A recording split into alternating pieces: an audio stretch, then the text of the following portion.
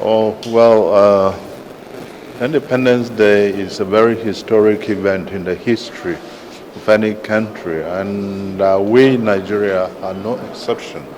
We are fully prepared for celebration, but for obvious reasons, it's going to be low-keyed. But we're wishing Nigerians the best of luck, and I want to assure them that better days are coming, pretty soon too.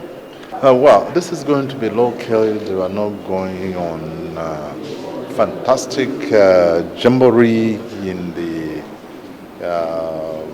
Igbo Square and other locations. It's a time for reflection. It's a time for all of us to think very, very deeply about us as a people and the journey forward. And this journey is being charted appropriately by the captain of the ship.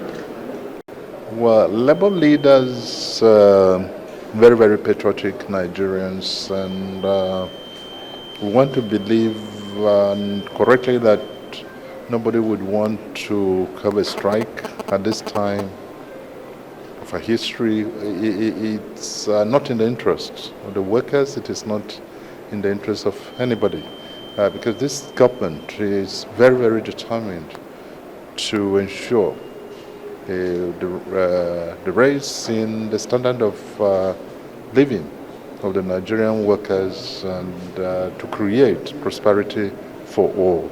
It is not something that can be done overnight. This government came into being on the 29th of May, and we have a tenure of 4 years. So it will be inappropriate to begin to judge on the basis of a few months that we have spent